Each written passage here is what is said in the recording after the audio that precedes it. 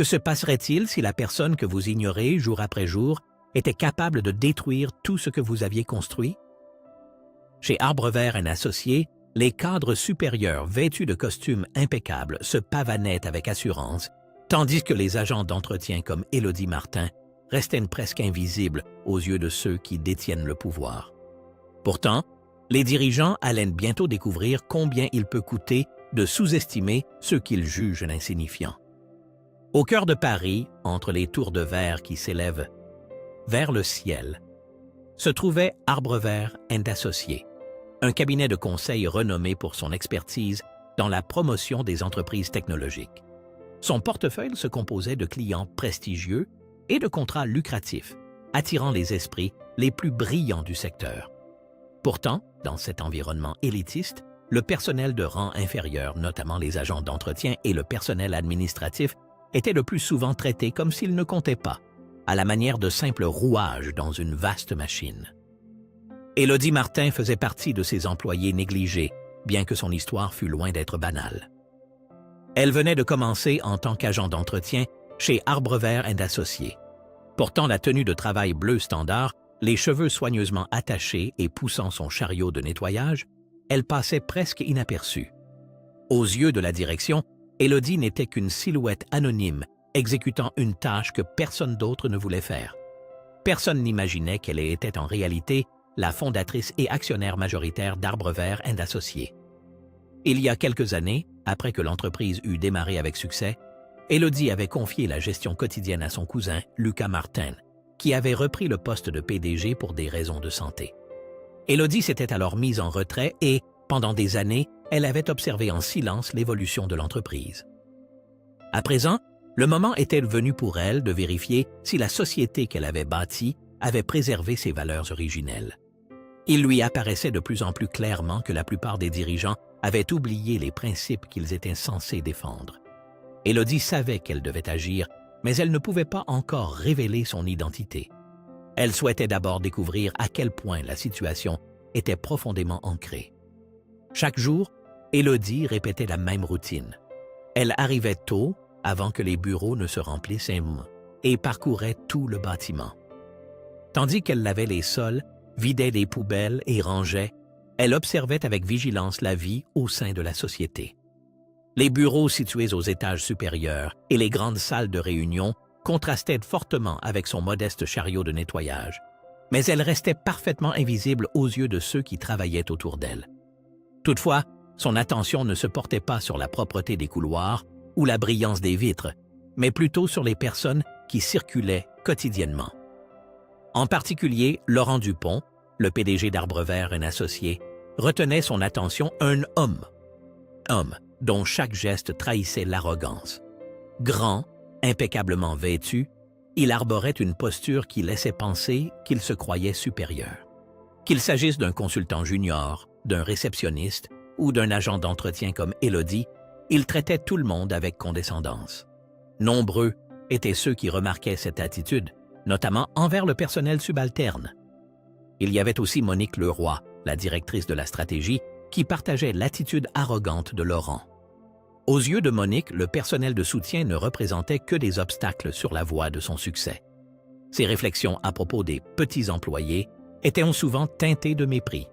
Alors qu'Élodie balayait un couloir devant les bureaux de Monique et de Laurent, elle surprit par hasard leur conversation, sans qu'ils ne se doutent qu'elle les écoutait. « Je ne sais pas combien de temps nous pourrons nous permettre de garder ces agents d'entretien, » déclara Monique.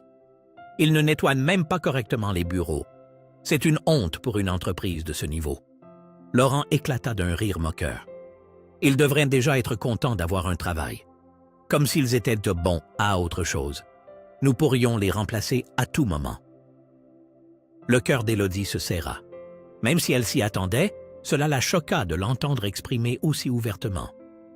L'entreprise qu'elle avait bâtie de ses propres mains était désormais dans les mains de gens qui méprisaient les fondements mêmes sur lesquels elle reposait. Elle se rendit compte que c'était à elle qu'il appartenait de restaurer le respect. Elle continua à observer les activités de la société sans rien dire, mais sa déception grandissait. Ce n'était pas seulement l'arrogance manifeste de Laurent qui la troublait, mais également sa façon de traiter ses subordonnés. Dès le premier instant, Il méprisait les jeunes consultants, reprochant à haute voix leurs moindres erreurs et instaurant ainsi une ambiance de travail oppressante et hostile. Il se servait de sa position de dirigeant pour humilier les autres, et ceux que cela dérangeait préféraient se taire. Mais ce qui consternait le plus Élodie, c'était la façon dont Laurent commençait à se comporter avec elle. Au départ, elle crut exagérer, mais elle se rendit vite compte que son attitude avait franchi la simple condescendance. Il y avait des moments où l'on pouvait parler de harcèlement. Chaque fois que Laurent croisait Élodie, qu'elle soit en train de nettoyer les couloirs ou de travailler dans la salle de repos, il la dévisageait d'une manière qui lui donnait la chair de poule. Ce n'était pas seulement un regard de mépris, mais quelque chose de plus sombre, de plus inquiétant. Ses remarques prenaient également une tournure plus personnelle, plus gênante. Un matin, alors qu'Élodie lavait le couloir devant le bureau de Laurent, celui-ci s'arrêta à côté d'elle et la toisa de la tête aux pieds. Un sourire arrogant flottait sur son visage tandis qu'il se penchait vers elle, puis montrait du doigt un endroit sur le sol qu'Élodie avait déjà nettoyé. « Hé !» Élodie lança Laurent, sa voix dégoulinant d'un sarcasme condescendant. « Peut-être que tu pourrais nettoyer un peu mieux cet endroit, surtout si des gens aussi séduisants que toi passent par ici. » Élodie se figea, stupéfaite par le sous-entendu dans sa voix. Il ne se contentait plus de dénigrer son travail, il franchissait un nouveau cap, ajoutant un caractère personnel et dérangeant à la situation. Forçant un sourire, elle tenta de garder son calme. « Excuse-moi, Laurent. Je vais repasser un coup, dit-elle doucement, alors qu'au fond d'elle, elle ressentait un profond dégoût. Pourtant, Laurent ne recula pas. Il s'avança encore d'un pas vers Élodie, son regard de prédateur se posant longuement sur elle. « Tu sais, reprit-il à voix basse, une femme aussi ravissante que toi ne devrait pas s'embêter avec un seau et une serpillière. Je pourrais faire en sorte que tu obtiennes un meilleur poste ici. Bien sûr, seulement si tu coopères. » Le cœur d'Élodie s'emballait, un mélange de colère et de honte la submergeait. Pourtant, elle conserva un calme glacial et ne laissa rien transparaître de son trouble intérieur. Il ne s'agissait plus simplement de nettoyer les sols. Laurent tentait d'exploiter son pouvoir pour la coincer et la manipuler. « Je me sens très bien dans mon travail, merci, » répondit-elle fermement, tout en bouillant de rage à l'intérieur. Laurent eut un sourire satisfait, visiblement fier de l'emprise qu'il pensait avoir. Il tapota l'épaule d'Élodie d'un geste qui exprimait davantage la possession que la gentillesse. Élodie resta immobile, la mâchoire serrée. Elle savait que cela ne pouvait pas continuer ainsi. Mais elle savait aussi qu'elle devait encore attendre. L'heure de la confrontation ouverte n'était pas encore venue, mais elle approchait à grands pas. Jour après jour, à mesure que le temps passait, Laurent se montrait de plus en plus audacieux, et Élodie ressentait l'angoisse de l'impuissance grandir en elle. Un soir, après avoir fini de nettoyer les étages de la direction, elle s'apprêtait à quitter l'immeuble lorsque Laurent l'intercepta dans le parking souterrain. L'air était lourd de tension lorsqu'il s'approcha trop près d'elle, son expression passant d'amusée à quelque chose de bien plus sinistre. « Élodie » lança-t-il d'une voix grave et menaçante. « Ces derniers temps, tu travailles très dur. Je me disais que tu méritais mieux que ce simple poste d'agent d'entretien. Il y a une place pour toi ici, si tu te montres un peu plus conciliante. » Le cœur d'Élodie se serra dans sa poitrine en comprenant ce que Laurent insinuait. Ses paroles étaient une menace déguisée, lui faisant comprendre que si elle n'obéissait pas, elle risquait de perdre son travail. « Je pourrais faire en sorte que tu ne restes pas longtemps dans cette entreprise, poursuivit-il, en se rapprochant encore, son souffle chaud caressant la nuque d'Élodie. Tu n'aurais pas beaucoup de perspectives ailleurs, surtout avec ton manque d'expérience. Mais si tu m'écoutes, je peux t'aider à décrocher un meilleur poste. Ne rends pas les choses plus difficiles pour toi. » Élodie ressentit un profond dégoût, mais elle ne recula pas. Elle soutint le regard de Laurent et lui répondit d'une voix glaciale. Le moment qu'elle attendait était enfin arrivé, celui qui la pousserait à agir. « Ça suffit, » siffla-t-elle, la voix ferme et déterminée. « Laurent, si tu continues, tu vas le regretter. » Le visage de Laurent se contracta de stupeur. « Mais qu'est-ce que tu es, au juste ?» parvint-il à balbutier, mais Élodie l'interrompit avant qu'il ne puisse aller plus loin. « Tu as dépassé les bornes, » déclara-t-elle d'un ton inflexible. « Et si tu t'y risques encore une fois, Je ferai en sorte que tu ne remettes jamais les pieds ici. » L'espace d'un instant, il sembla que l'assurance de Laurent vacillait. Mais Élodie savait que ce n'était que le début. Les menaces de Laurent, son abus de pouvoir, son intimidation, tout avait déjà trop duré. Élodie n'avait plus l'intention de se taire. Elle se retourna sur le champ et partit sans un mot, prenant l'ascenseur pour quitter l'immeuble. Elle savait que le temps de la patience était révolu. L'heure était venue de révéler sa véritable identité et de reprendre ce qui lui appartenait légitimement. Le lendemain matin, Élodie ne se présenta pas au bureau en tenue d'agent d'entretien, mais dans un tailleur impeccablement coupé. Ses cheveux étaient élégamment relevés et sa démarche affichait la même assurance que celle que Laurent et Monique arboraient d'ordinaire. Lorsqu'elle traversa le hall, ceux qui ne l'avaient jamais remarquée auparavant la dévisagèrent avec stupeur. Laurent Dupont et Monique Leroy s'apprêtaient à se rendre à une réunion importante dans la salle de conférence lorsqu'ils virent Élodie entrer dans la pièce. Au début, ils ne la reconnurent même pas. Mais lorsque Élodie alla se poster à la place d'honneur, aux côtés de Lucas Martin, le véritable PDG de la société, leurs visages se décomposèrent. « Voici Élodie Martin », annonça Lucas, en regardant sa cousine avec fierté, la fondatrice et propriétaire d'Arbres-Verts & Associés. Un silence de mort tomba dans la pièce, comme si tout le monde retenait son souffle. La femme qu'ils avaient prise pour une simple agente d'entretien se révélait être la véritable maîtresse des lieux. Et c'était enfin le moment pour tous de découvrir qui était réellement Élodie Martin et les lourdes conséquences qui attendaient ceux qui l'avaient sous-estimée. L'expression de Laurent passa de la stupéfaction à l'incrédulité. Il se leva brusquement, pour la première fois privé de son assurance habituelle. « Qu'est-ce que ça signifie ?» bafouilla-t-il, lançant des regards affolés entre Élodie et Lucas. « C'est une blague? Tu es une agente d'entretien? Tu veux dire que jusqu'à présent… » Élodie l'interrompit d'une voix calme et assurée. « Oui, Laurent. Je travaillais incognito comme agente d'entretien pour découvrir par moi-même ce qui se passait dans l'entreprise. Et ce que j'ai découvert est plus qu'alarmant. » Son regard se posa sévèrement sur lui. « Tu m'as harcelé. Tu as maltraité les employés et abusé de ta position. Tu n'as pas respecté les valeurs sur lesquelles Arbres-Verts & Associés a été fondé. » Le visage de Laurent s'empourpra de colère, mais la peur se lisait dans le coin de ses yeux.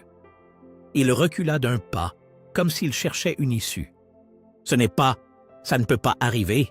Tu n'as pas le droit de faire ça. Je suis le PDG ici. »« Moi ?» La voix d'Élodie claqua comme un coup de fouet. « Plus maintenant. À partir d'aujourd'hui, tu es licencié et des poursuites judiciaires vont être engagées. » Laurent, maintenant relégué au fond de la salle, avait perdu toute sa superbe. Sa voix trembla lorsqu'il essaya de répliquer. « Élodie, je t'en prie » murmura-t-il d'un ton hésitant, mais sa tentative pour reprendre le contrôle de la situation ne fit que souligner davantage sa faiblesse. « Tu ne peux pas… Ce n'est pas juste, Élodie le fit taire d'un simple regard glacé. « Tu n'auras pas d'autre chance, Laurent. Tu l'as eu et tu l'as gâché. C'est terminé pour toi ici. » Le visage de Laurent vira au cramoisi, brûlant de honte et de rage. Son orgueil était anéanti et il sentait que la situation lui échappait complètement. Il n'avait plus rien du dirigeant sûr de lui qu'il avait prétendu être. « Tu vas le regretter », laissa-t-il échapper, mais sa voix manquait de conviction. Élodie soutint son regard sans ciller. « J'en doute fort. » Les agents de sécurité firent sortir Laurent de la salle, ses pas résonnant comme l'écho de la chute soudaine de son pouvoir. Un silence pesant régnait, chacun observant la scène sans oser intervenir. Élodie se tourna alors vers les autres membres de la direction et les fixa un à un. Ceux d'entre vous qui ont travaillé honnêtement n'ont rien à craindre pour leur poste. Mais ceux qui ont contribué à instaurer cette atmosphère toxique devront assumer leurs actes. À ces mots, plusieurs membres du conseil d'administration et managers furent licenciés sur le champ et escortés hors du bâtiment. Ensuite, Élodie s'adressa aux employés qui restaient. Arbres-Verts & Associés sera désormais un lieu de respect, d'innovation et d'intégrité. J'ai fondé cette entreprise et elle va retrouver tout son éclat sous une direction appropriée. Sous la direction d'Élodie, l'ambiance changea rapidement. Ceux qui auparavant ne faisaient pas attention à elle la regardaient désormais avec respect. La culture toxique disparut et la société entra dans une nouvelle phase de croissance. Assise dans son bureau, Élodie se remémora tout le chemin parcouru. L'entreprise qu'elle avait bâtie à partir de rien se trouvait enfin entre de bonnes mains, les siennes. Sa patience, sa persévérance et sa force discrète l'avaient menée jusqu'à ce moment. Elle avait observé en silence la tempête se former, attendant l'instant propice pour agir.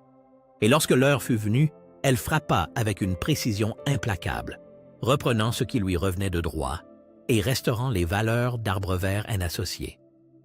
Élodie n'était pas seulement une femme d'affaires talentueuse, elle possédait également un sens aigu de la mission. Arbre Vert & Associés avait toujours existé pour promouvoir le travail acharné, le respect et l'honnêteté. Voir la cupidité et l'arrogance mettre en péril l'entreprise avait été difficile, mais elle tenait à connaître toute l'ampleur de la corruption avant d'agir. Alors qu'elle se renversait contre le dossier de sa chaise, contemplant la vue sur Paris, elle ressentit une profonde satisfaction.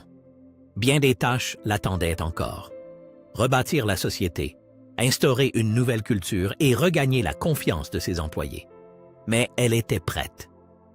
Pour la première fois depuis longtemps, elle avait le sentiment de tout contrôler.